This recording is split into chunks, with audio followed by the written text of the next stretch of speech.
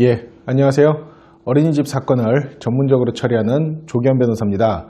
오늘은 어린이집 보조금 부정수급에 관련된 문제를 좀 살펴보도록 하겠습니다. 우선 어린이집의 공적 성격과 보조금 부정수급 문제에 대해서 좀 살펴보죠.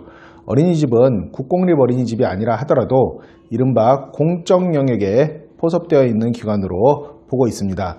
그렇기 때문에 보조금이 지원되는 등 여러 가지 지원을 받을 수 있는 것은 사실입니다. 하지만 공적 영역에 포섭되어서 지원을 받는다는 것은 또한 공적 영역에 있기 때문에 많은 의무와 책임이 따른다라는 점입니다. 보조금만 하더라도 그렇습니다. 보조금 수급에 관련된 엄정한 요건을 갖춰서 수급을 해야 함은 물론이고, 보조금을 사용하는 과정에서도 그 사용처라든지 항목 등이 법령에 부합되어야만 불법적인 문제가 생기지 않습니다. 그러나 어린이집을 실제로 운영하다 보면은 만성적인 재정 적자에 시달리기 마련이고, 또한 보조금 관련 법령 등을 잘 알지 못하는 등의 문제로 불법적인 일이 벌어지게 됩니다. 물론 이때 불법의 주체로는 주로 원장님이 지목되겠죠. 그런데 일상적으로 어린이집을 운영하는 과정에서는 사소한 불법이 있다 하더라도 큰 문제가 되지 않으나, 우연한 사정으로, 여기서 우연한 사정이라 하는 것은 내부 고발자들이 고발이라든지 원아이 부모님의 진정이나 민원 제기, 그 외에 기타 사소한 법령 위반으로 구청 등에서 감사 등이 나왔을 때 보조금 부정수급 문제 등이 적발되는 경우를 의미합니다.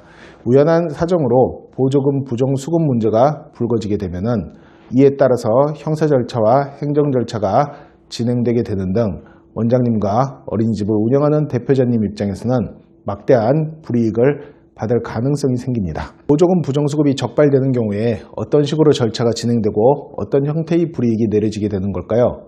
우선은 보조금 부정수급을 경찰이나 검찰 등 수사기관에서 먼저 알게 되는 경우를 살펴보겠습니다.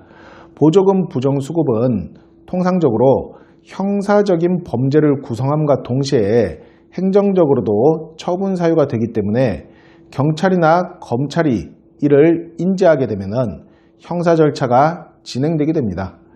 예를 들어서 어린이집을 퇴사한 보육교사가 경찰이나 검찰에 보조금 부정수급과 관련하여 고발장을 제출하게 되면 수사가 개시된다는 거죠.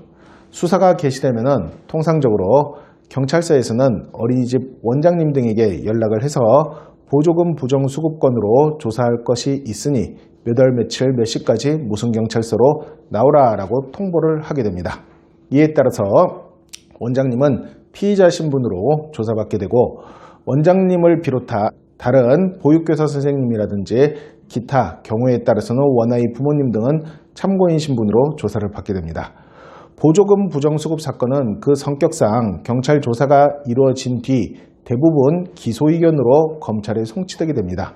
기소의견이라는 것은 지금 보조금 부정수급으로 조사를 받은 피의자인 원장님 등이 범죄에 해당하는 행위를 했으니 검사는 이 원장님을 형사처벌할 수 있도록 형사법정에 세우는 것이 마땅하겠다라는 경찰의 의견입니다. 물론 검사는 경찰의 의견에 구속받지는 않지만 중요한 참고 자료로 삼아서 추가적인 수사를 한 뒤 원장님의 범죄 혐의에 대해서 입증을 충분히 할 수 있다라고 판단하면은 원장님을 형사법정에 세우는 공소제기라는 절차를 거치게 됩니다. 그러면은 이에 따라 원장님은 형사처벌을 받을 위기에 놓이게 되는 것이고, 물론 위기는 그 전부터죠. 형사처벌을 받을 가능성이 아주 높아졌다는 겁니다. 그런데 통상 검사가 기소할 때쯤이 되면은 검사는 이 보조금 부정수급건에 관련해서 관할 행정청에 여기까지 사건이 진행됐으니 행정청도 적당한 처분을 하는 것이 맞겠다라는 의견을 제시하게 됩니다.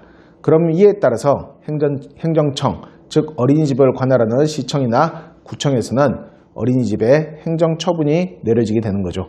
이때 내려질 수 있는 행정처분은 보조금 부정수급액이라든지 태양에 따라 다양하나, 통상적으로 어린이집 폐쇄처분, 어린이집 운영정지처분, 원장 자격정지처분, 기타 원장 자격 상실처분, 과태료 처분, 과징금 처분 등이 있습니다.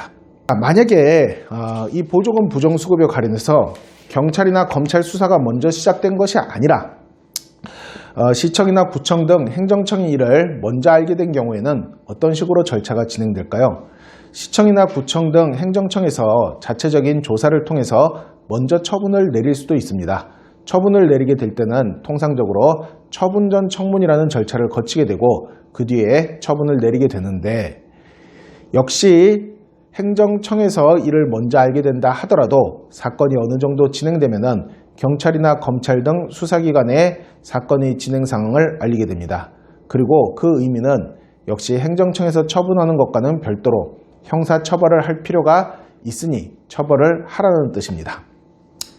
이처럼 어느 쪽에서 먼저 알게 되든 보조금 부정수급권은 행정적인 불이익과 형사적인 불이익을 줄 수 있는 절차가 투트랙으로 함께 진행되는 거죠. 물론 순서의 차이는 조금 있습니다.